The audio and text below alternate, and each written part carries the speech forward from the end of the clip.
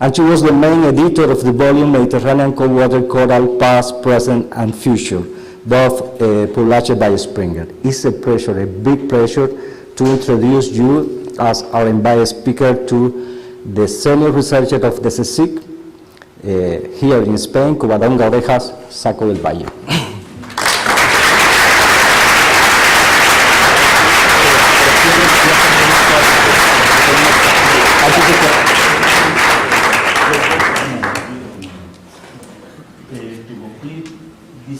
Ceremony of the event, I would like to repeat my first words. Welcome once again to all participants in this diving into marine mine. From our university, we would like to express our support for all scientific activities as this edition of the 2023. I hope that this conference will allow contact between researchers from different countries to share and discuss their more recent works, and I wish that new collaboration link may be established. I hope to see you all very soon in future editions of this or another conferences, and that you can then take the opportunity to visit and get to know our land, Asturias, our city, Oviedo, and our 4-time centenary University of Oviedo. Thank you very much to all of you, and best wishes.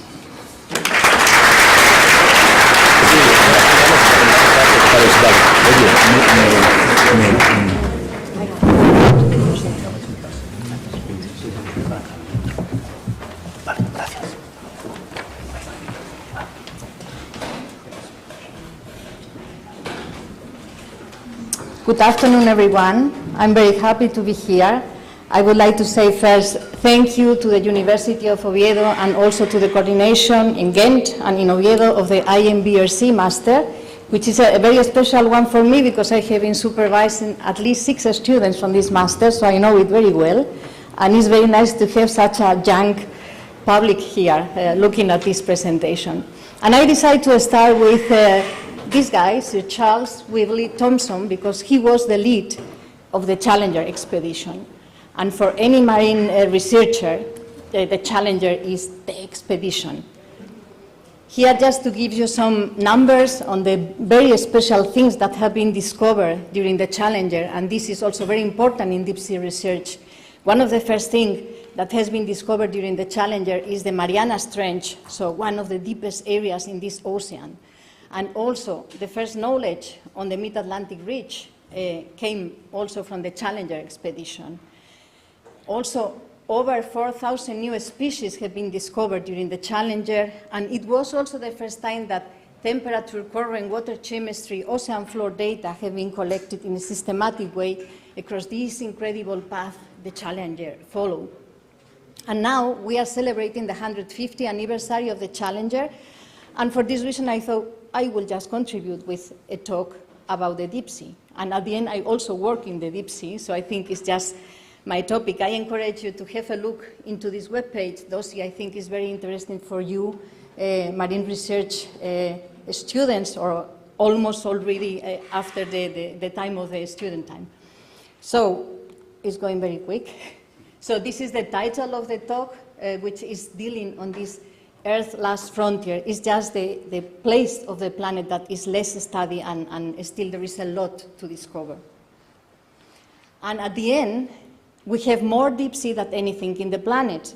Probably many of you already know this number. So this 70% of the Earth is covered by oceans, but maybe not everyone, because there are probably many people not working in the deep sea here.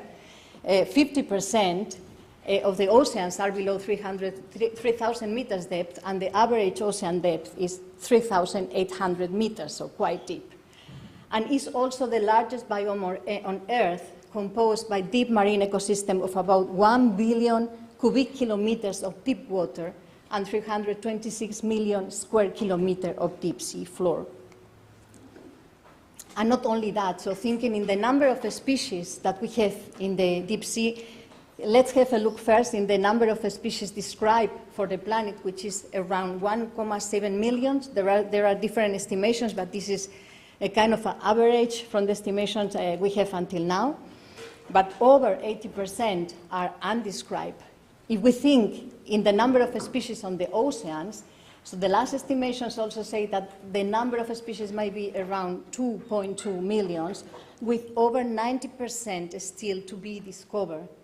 And these estimates also say that probably most of these undiscovered species will be deep sea, really teeny, small animals, many of them polychaetes, paracarid crustaceans, mollusks.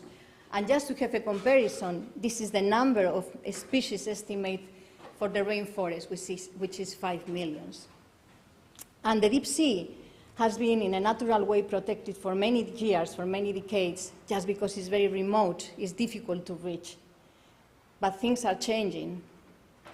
And this is because in the last decades, there is an impressive and quick advance in technological advances, and also in the number of years we have to explore the most remote areas of the ocean. In this very good picture from a recent paper, you can see different tools. One of them, for instance, the remotely operated vehicles I use a lot. I will show you some very nice video footage during the talk. And also other gears like the autonomous underwater vehicles, also really good if you want to have very good mapping resolution, for instance. Also, there is a lot of advances in new methodological approaches. For instance, for us deep sea scientists, environmental DNA is being a very good tool to have more insight in the deep sea biodiversity. And for instance, in the area of processing underwater images, which is always very slow and tedious, artificial intelligence, deep learning approaches, and a lot of softwares like Beagle are helping a lot that we can get better in this processing.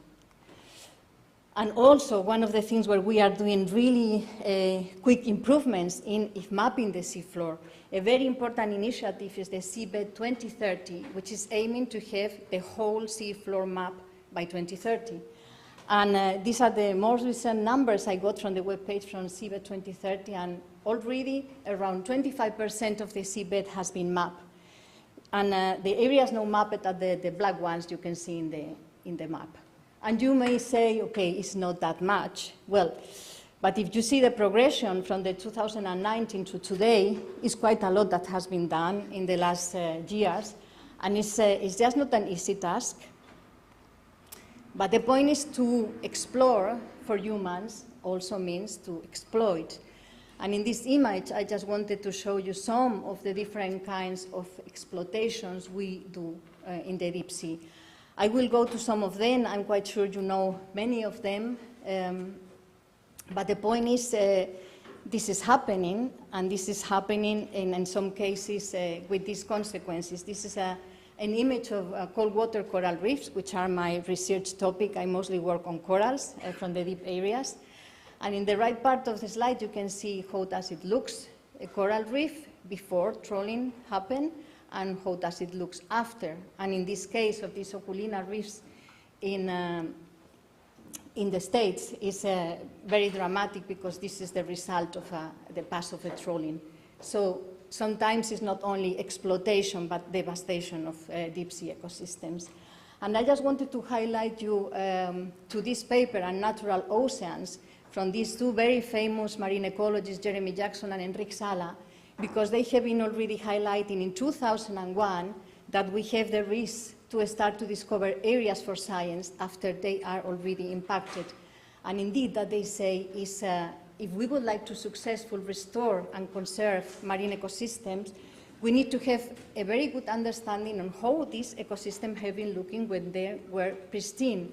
Of course, this is very difficult. There are very few ecosystems that are pristine today, and that can be only obtained if we have a retrospective analysis, if we do good modeling, and if we study succession in very large marine reserves. I just recommend you to have a look at natural oceans, and in any case, in all the work from Jeremy Jackson and Enrique Sala. They are fantastic.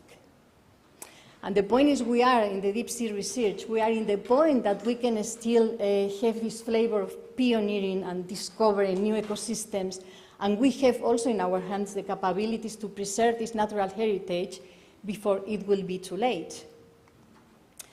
And in science, and this is very important, it's all about curiosity. So it's very important to be curious about what is happening outside, what is happening there. And this is my intention in this talk, to bring you with me to some of the deep sea ecosystems I have been working in, some that I never been there, but I found them also fantastic. So I bring you to the first one, which are the hydrothermal vents. And I decided to bring you to the TAC field, which is the first hydrothermal vent that has been discovered, not so back in the time, in 1972. Hydrothermal vents are very frequent in the Mid-Atlantic Ridge. The Mid-Atlantic Ridge is a mid-ocean ridge that is spread at a velocity of 2.5 centimeters per year and separate the plates from the East and the West Atlantic. And it's also the longest mountain range in the world, 65,000 kilometers. And the amazing thing is, even if it's mostly underwater, in Iceland you can see the Mid-Atlantic Ridge also, like this. I found that very amazing. I hope I can see that at some point. And across the Mid-Atlantic Ridge, there are many different hydrothermal vents that have been discovered in the last year. You can see between brackets the depth of the different hydrothermal vents. You can see in the middle the TAC one, 3,650 meters depth, and other ones. I would like to bring you to some of them. I will start with the TAC. Oh, now, good. Well, this is a video footage from YouTube, so we are connecting now online because it's impossible to download it. And yeah, this is the TAC hydrothermal vent. It's a black smoker. I found that just fascinating. The quality of the images is great. In the black smoker are characterized by high contents on sulfur, and the amazing thing is the fauna living there. You can see the shrimps. They are adapted to live in these systems where you have this combination of very hot water temperatures coming from the fissures that are the hydrothermal vent fissure in the oceanic crust where hot water is coming out, and at the same time the cold water from the deep sea, 6 degrees, 9 degrees. This combination makes that the components of the hot water, all the minerals, solidify and make these chimneys, this crust. Here you can see also one of the tools we always use with the ROVs, a manipulator, taking some samples, some rock samples. Important also to understand which is the composition of the sea floor. Yeah, of course the shrimps would like to escape, but they cannot escape because in the next image you will see this is a sucker, and with the sucker we can also take samples from the shrimps, which is a very good thing, because then you can take the animals. I mean, there are a lot. We try always to collect not many, but it's just important to have a good idea how is the biology of this species, how they reproduce, how long they live. So we need to take some samples, but I'm very much for the non-invasive method, so we always try to compensate what we are taking. Another image from another hydrothermal vent, Meneswin, 800 meters depth. In this case, this is Batimodiolus athoricus. They form very dense communities, as you can see. Again, an ROV, this is the Victor from Ifremer, a very famous one, flying on the top of one of these reefs. Another one is the Montsegur edifice, another hydrothermal vent. Here you can see nicely how the roof is going down. You can see also the manipulators here, very important to collect samples, and again, Batimodiolus, with these very large densities that they form in these hydrothermal vents areas. And there is a lot of research going on with these animals, helping us to understand the incredible adaptations they have to live in these very extreme environments.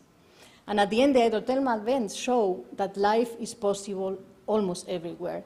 From the smallest, here you have these bacterial mats, which are able to live by water at 90 degrees temperature. They have proteins which are adapted to not denaturalize, so they have really amazing adaptations.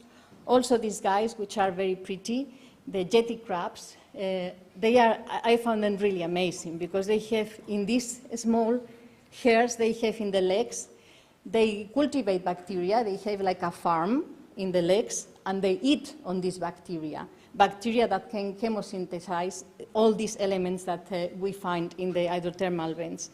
Also forming incredible dense communities, more than 4,000 individuals per square meter.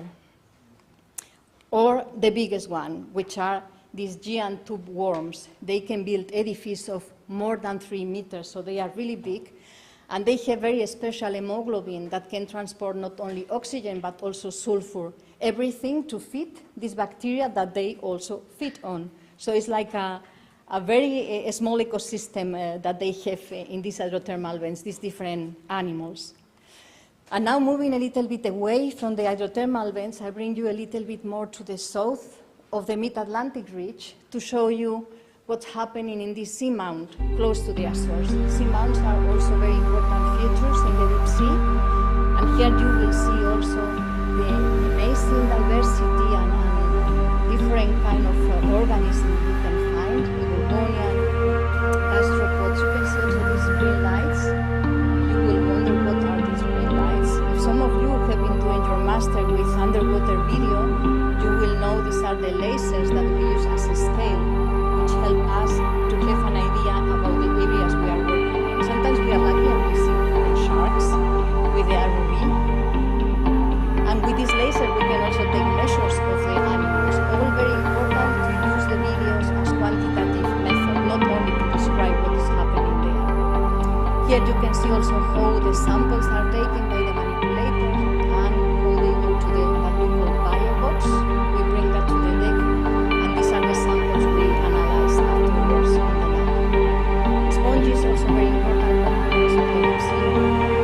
Of course, we have also mobile flora, as this spider crab. This guy has also something in the back. We have always a piece of sponge or a coral rock to protect itself against predators. But of course, we are also there. This is a plastic remain that has been entangled in a rock in this deep sea area of the Azores. Very large gorgonians are also frequent in the deep sea, and the good thing is with this fantastic video footage that we can get now with the new technologies is we can have a look into the associated fauna to these corals. So you can see here animals moving around the branches. Again, our friend from before, the spider crab, with a piece of a sponge in the back. You can see that here very well.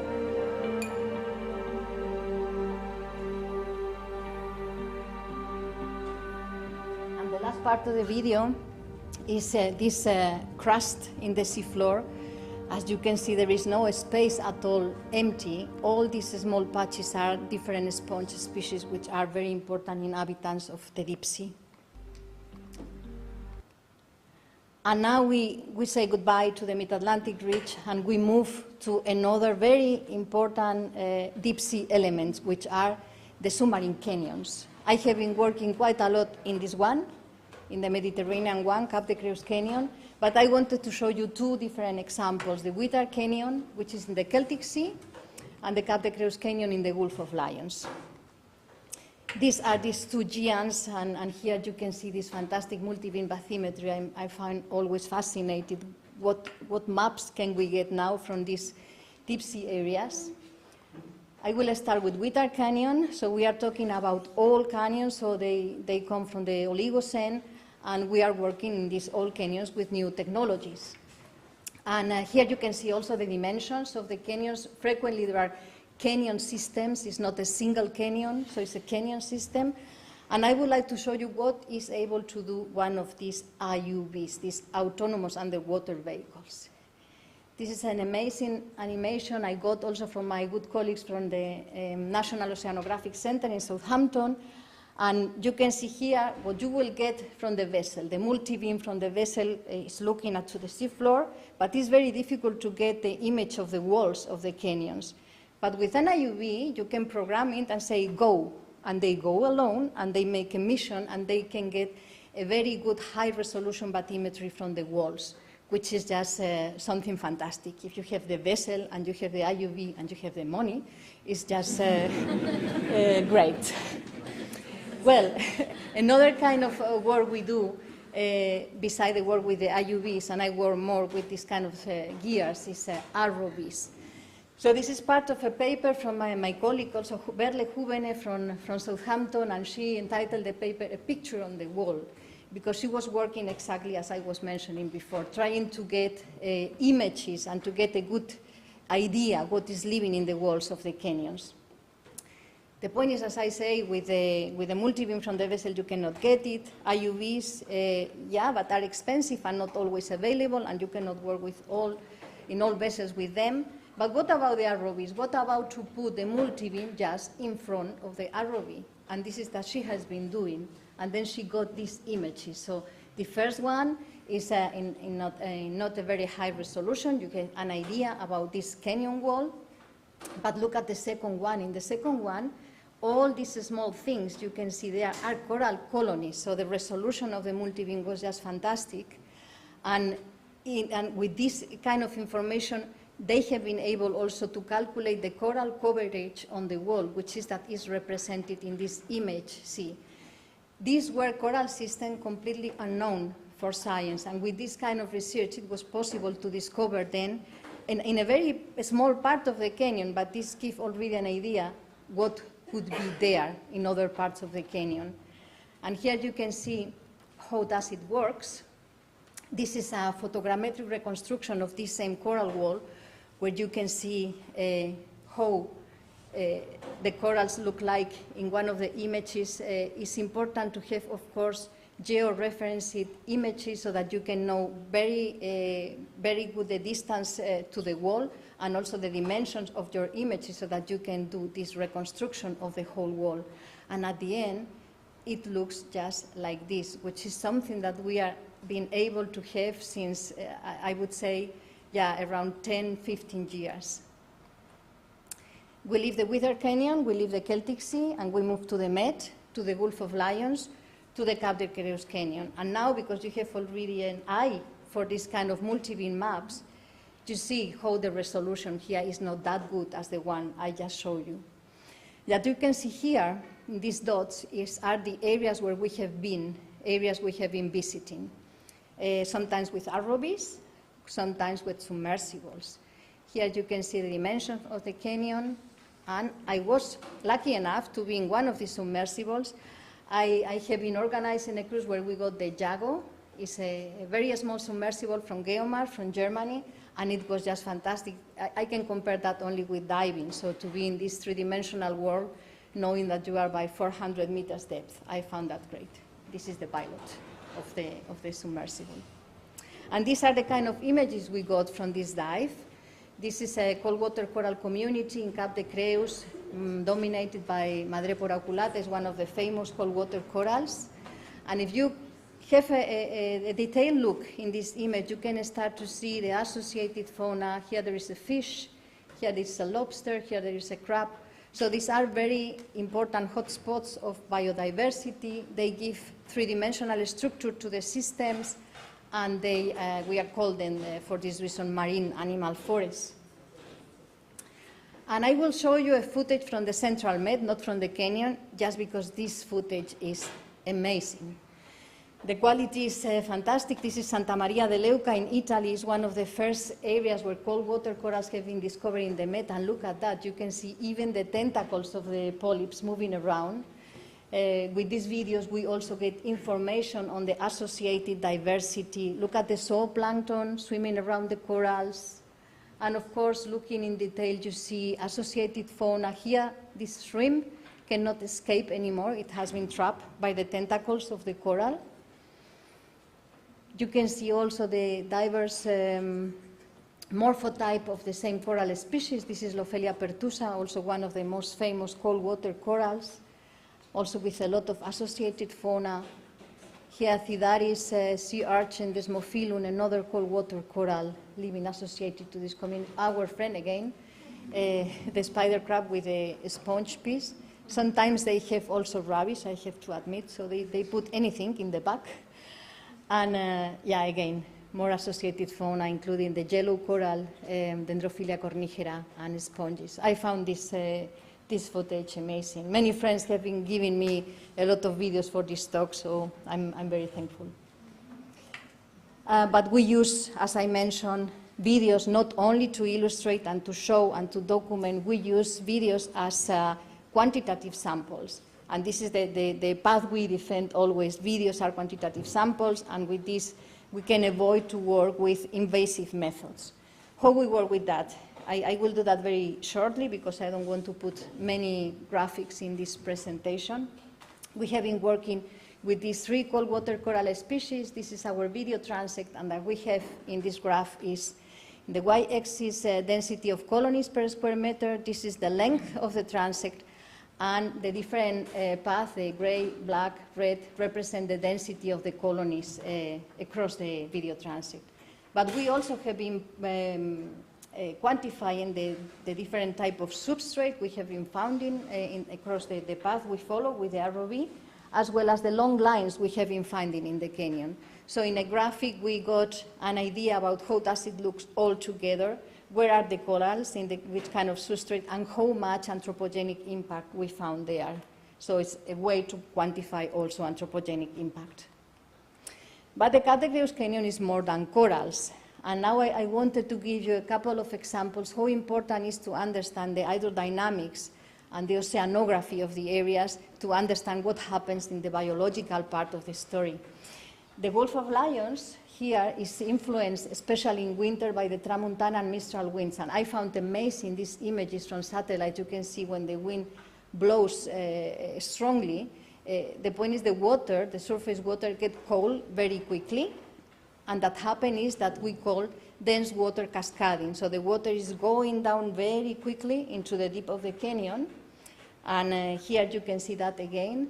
So this is this axis of the canyon. This is this part of the canyon. And you see how the blue colors represent this 11 degrees, this cold water going down very quickly. That means this water go down, plenty of nutrients, so there was no time for the animals living in the water column to process this food. And the result is that this is food not only for the corals, it's also food for the red shrimps, Aristeus antenatus. It's a very important commercial resource in the Mediterranean. What is the relation between the cascading and the shrimps? Well, the point is these are different canyons in the Gulf of Lions, so going through the Catalan coast, and in green are the cascading events. That the scientists doing this work show is that just after the cascading there is a decrease in the landings of the shrimps, but 3-4 years later there is an increase. So it seems when the cascading happens, the shrimps have time to get this feed, to get feed and to reproduce, and then to make possible that the landings increase some years later. This has been also observed across these long-term series. Observations during different years are very important to be able to say, yes, this is the truth, this is that happened, or we can constate that this is a phenomenon. And the point is the effects of climate change start to be present also in these deep areas. For instance, you can see here this very long-term series of data representing temperature by 500 meters depth and 1,000 meters depth in the Cattegreus Canyon. These cascading phenomena happen not at a specific periodicity, but you can see they are happening with a periodicity, so across different years. And the point is, since 2013, temperature is clearly increasing by the 500 meters depth, and no dense cascading events have been detected in this already very long time. So it seems the effects of temperature increase are also present in the canyon. And talking about the importance of environmental processes and how they influence what is happening down there, I would like to show you also this animation, which is about internal tides. This is also from the National Oceanographic Center in Southampton, and they explain with this animation how internal waves works. So tides, everyone knows tides, but the point is also in the subsurface waves and currents can be generated by the tide interacting with features of the seabed. And these flows are called internal tides. You can see that view now in the surface of the water, but now we are going down into the Witter Canyon again, so the first one I present you, which is an area of intensified internal tides. Here you can see again this multi-beam bathymetry, And the point is these internal tides interact with the canyon and create waves which can influence large areas and have also a very wide influence across the depths, and a complex flux. Here you can see that again from the surface, but when now we will go down to the canyon, you will see how they interact in the walls. And these waves can reach, as I mentioned, amplitudes of 180 meters in the Withar Canyon. So this blue layer is an internal wave. And the amazing thing is the predictive habitat mapping is showing that these internal tides have an influence in the presence of benthic suspension feeder communities as those one, disaggregation of cold water corals and limit valves. Also there is a detail on cold water coral communities there, and limit valves again. And here you can see the green areas is that the predictive habitat mapping say where these benthic suspension feeder communities live, and that the scientists in NOC have been saying is that these internal tides coincide in the areas where we found higher abundances of benthic suspension feeders. So it's one of the research fields where we are working more, trying to understand where the animals are, not only thinking in parameters, but in processes. And this is that this animation is showing. Internal waves at the end are the results of different density water layers, as I'm showing in this graph. And you can see them sometimes even like this one showing in the Gibraltar Strait. So you can see very nicely these internal waves.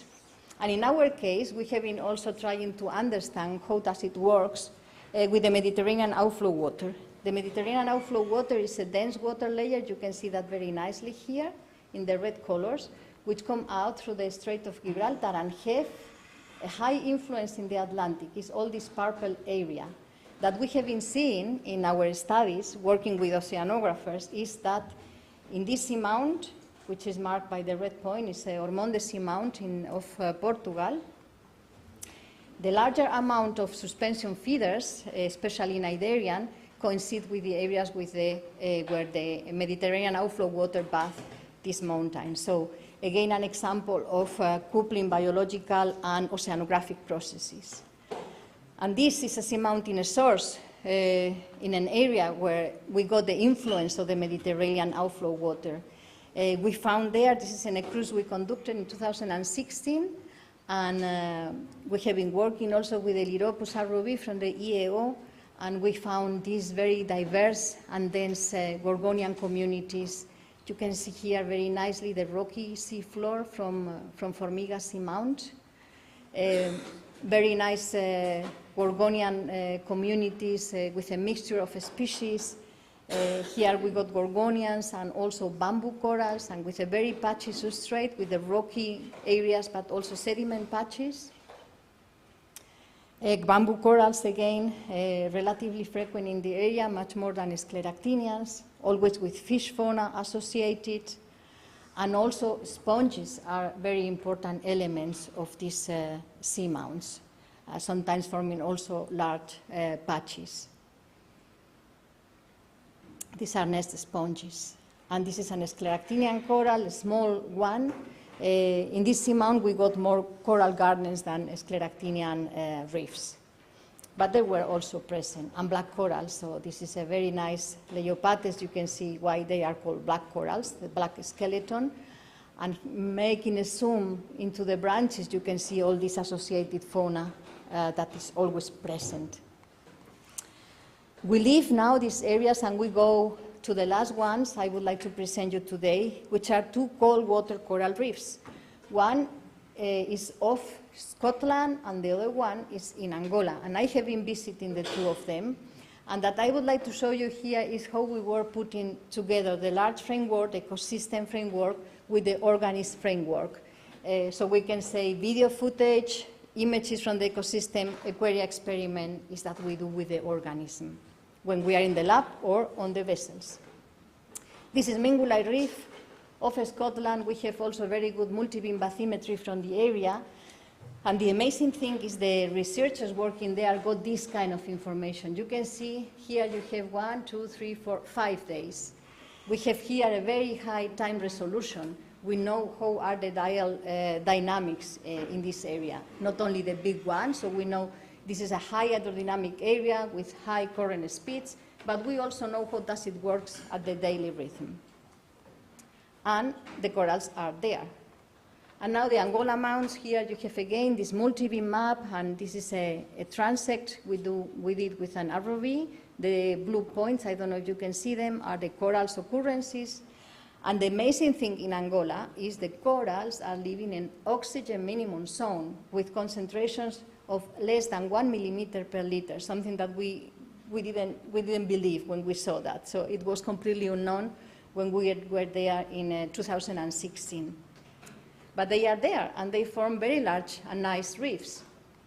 So, and these reefs, and I think this is the last animation I have in this talk, also the new technologies and the good softwares we can use now allow us to do reconstruction of our coral reefs like that one that I found also amazing.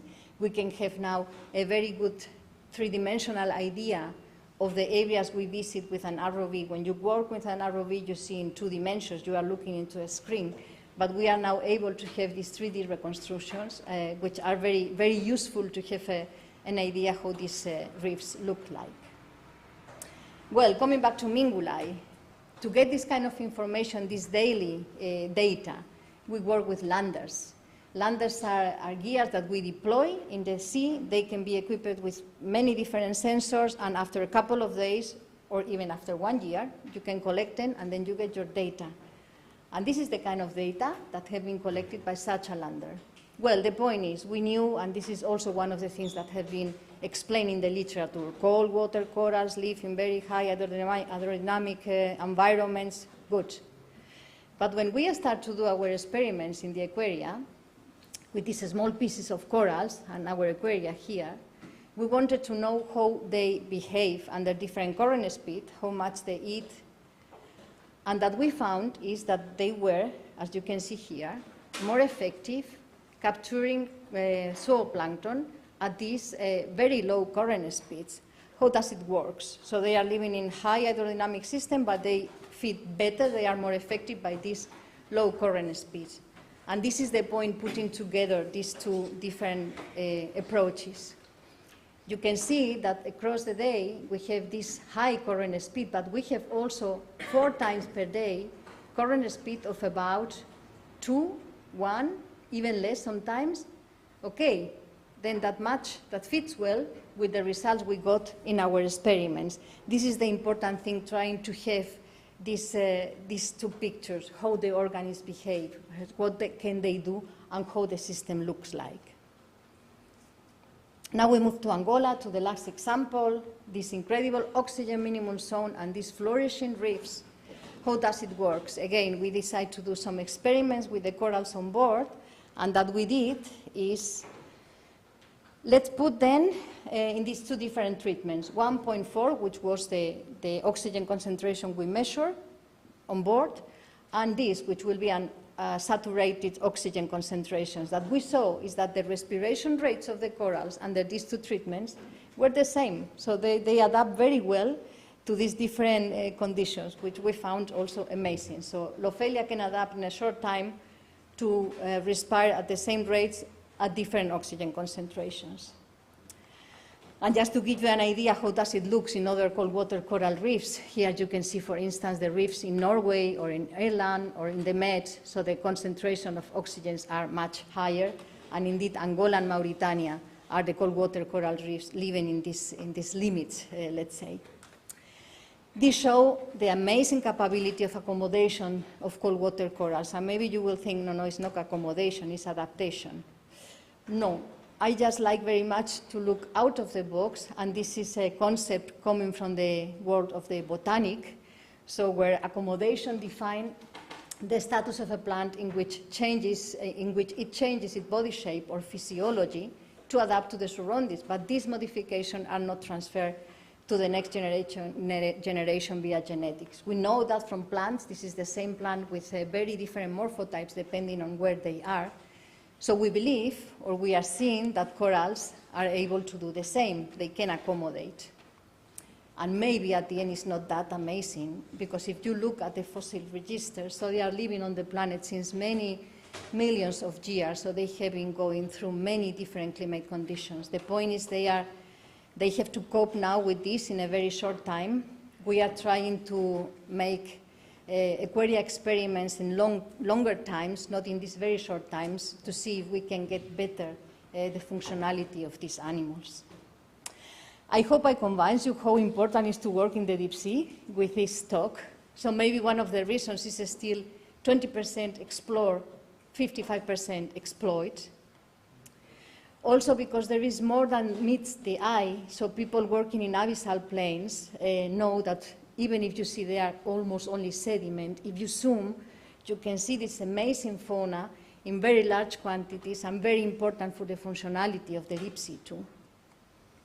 Also, there is still a lot of species to discover. This is just an example of a specific taxonomic group, but you see the plateau has not been reached, which means species are still to be discovered in the slope, in the ridge, in the abyss. Another reason to protect the deep sea. This map shows the vulnerable marine ecosystems already impacted by deep sea bottom trawling. These are the red areas, which I think is quite impressive. Also, the forthcoming challenges, deep sea mining. This is a map with the areas where polymetallic nodules or cobalt-rich crust are present.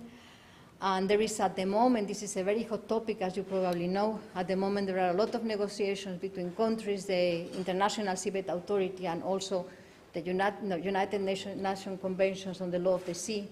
And we scientists are asking for a moratorium, just because thinking in that Jeremy Jackson and Enrique Salas say, we are risking to do the same again, go into a place to discover when it has been already impacted. We are on time still to do that and to explore these areas first and understand better the functionality of these areas. There was a meeting in a couple of months ago in Jamaica, exactly working on that and to see if it's possible to get this moratorium, because otherwise, I think in July this year, next month, it's possible to start to exploit the deep sea.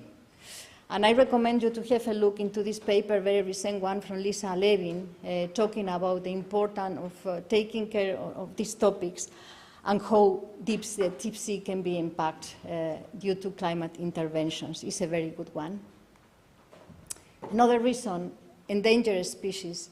Everyone knows that this guy is an endangered species, and it has been evaluated by the IUCN, and it's been classified as endangered. But what about this poor guy? This is a bamboo coral. It's in the deep sea. It's endangered in the Mediterranean. As you can see, it's living in soft bottoms, which means bottom trawling. And this guy has been, however, also evaluated by the IUCN.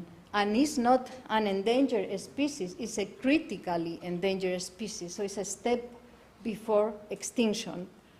So look at that, even more dramatic than the tiger. So and we know so few about that. Almost no one is aware about this. But I don't want to give you a negative message at the end of this talk. I would like to show you these fantastic deep sea ecosystems we discover just, and let me see if I can show you the videos. Yeah.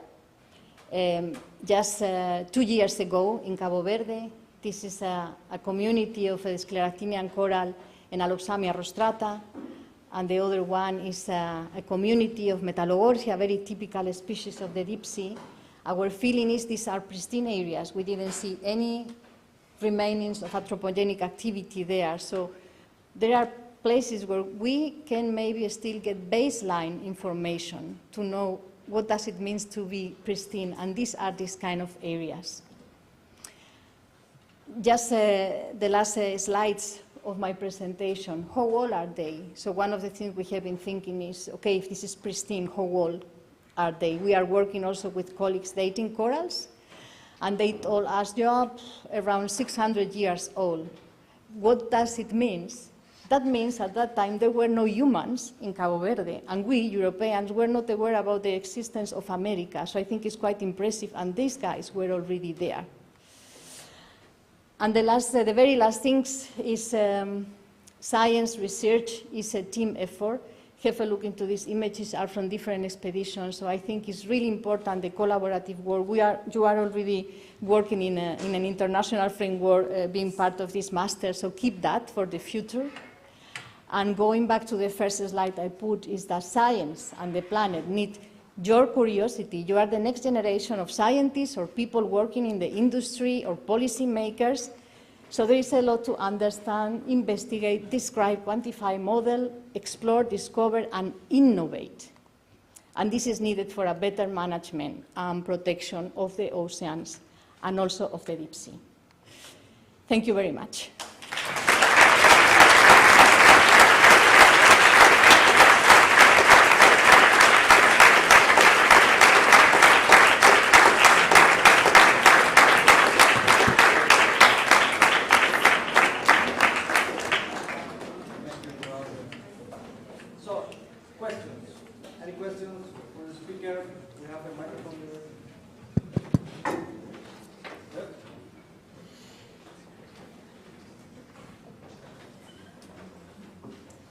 Thank you very much for the talk.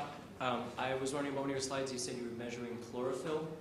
You're talking about the lander that you placed on the bottom. Can you tell me what you were seeing? Again, sorry.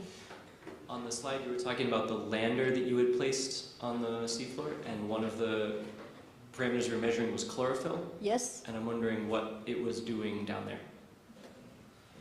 Well, that was the point is, we are talking, of course, about deep sea. Deep sea is a wide concept. So we are talking about areas that are, for instance, in this case, is 130, 150 meters depth. So this is the point where we were able to measure chlorophyll. Otherwise, it will be not possible. When we are working at deeper areas, it makes no sense at all. But the point is the coral reefs in Norway and in the Celtic Sea and these areas, which are relatively shallow, 130, 150, you can measure chlorophyll also as one of the parameters to get an idea about the environmental conditions of the area. Thank you.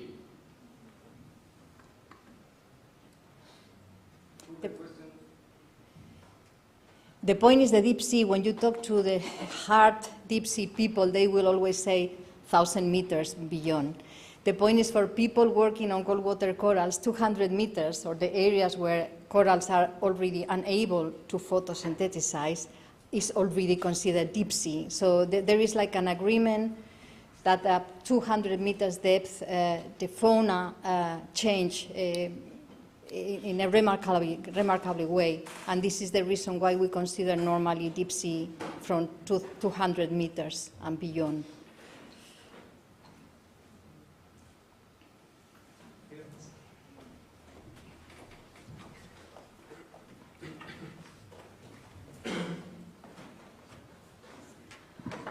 Thank you. When you take the samples from the deep sea, the live samples, do you pressurize them so that you can keep them alive? Do you manage to have them alive? Mm-hmm. Yes, this is the question always with the pressure. The point is there is currently advances in creating pressurized chambers that they can be transported with the ROVs to the seafloor, trying to get the animals in these pressurized chambers, and well, it's still a little bit science fiction. So we take the samples directly with the ROV, and the point is our experience is with corals, sponges, they survive very nicely, so they open the tentacles, we think because they are, let's say, tubes, plenty of water, so there is no gases inside. Probably this is the reason why they survive quite well. Sponges are more complicated because sometimes they get air bubbles on deck and then it's difficult to maintain them. But with cold water corals, is feasible. So we have been working with several species in aquaria and keeping them for many years in aquaria. Sometimes or some species have been for 10 years in our aquaria facilities in Barcelona, so they can cope well with the aquaria conditions. However, when we have been trying to keep corals from very deep areas, 1,000 meters and beyond, we never managed to keep them alive. So it's one of the things still to explore if there is a limit there, if it is related to the whole way they have to do through the surface. It's amazing, no? It's just a very long way. So with samples coming from very large depths, it's still unclear if this is feasible or not. Thank you. Also, what about the shrimps, for example? Do you manage to keep them alive? I cannot tell you because I never did that. I never heard about these shrimps. I guess for sure not, because the environmental conditions they have are very special. With other mobile deep sea fauna, yeah, okay, shrimps I never try, but we have been getting with the corals, crinoids, ophiurids, and all of them have been living very nicely, so in aquaria. I think it's really a matter of how deep are the areas, yeah. And of course, to have good aquaria facilities on board, no? You need to have a system that allow you to keep them at the right temperature and to keep the water clean, of course. Thank you. More questions?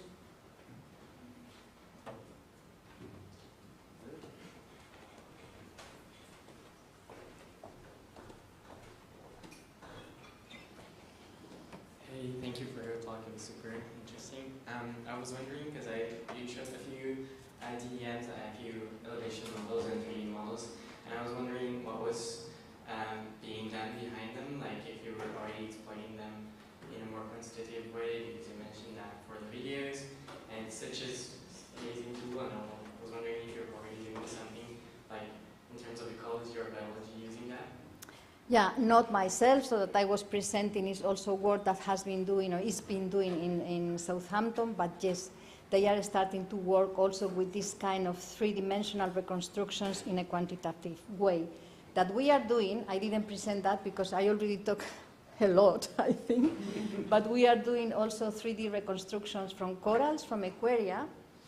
I explained that shortly. So we are doing, or we did a multiple stressor experiment with a yellow coral, with Dendrophilia cornigera, to see how the oxygenation, acidification, and warming affect this coral. All the possible treatments, just 2 factors combined or 3 factors combined. And that we are doing now is, with three-dimensional reconstruction of the corals, exploring if we can see changes also in the tissue. So this is the way how we are working with three-dimensional reconstruction, but just with our coral nubbins from the aquaria. But there is a lot of work going on with this fancy 3D stuff, yeah. Yeah, thank you. Further questions? Okay, so Kualanga, thank you so much. Thank you.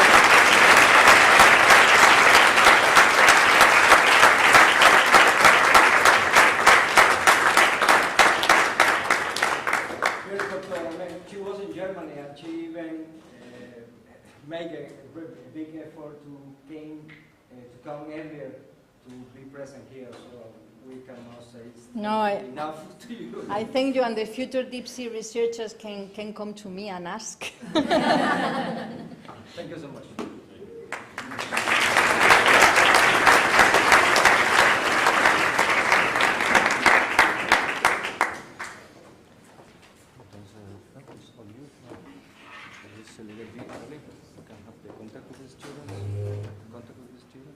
Yeah.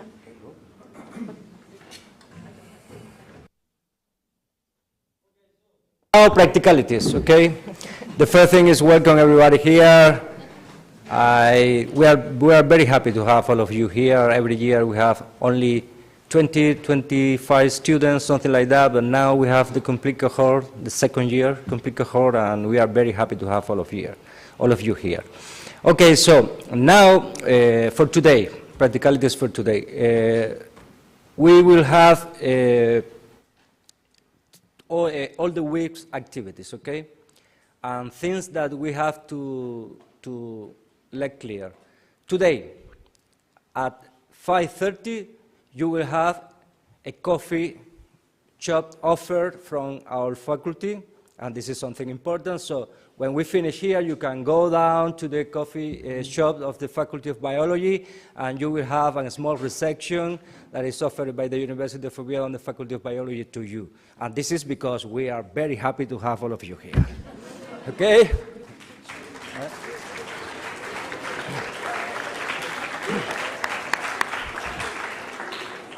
Before that,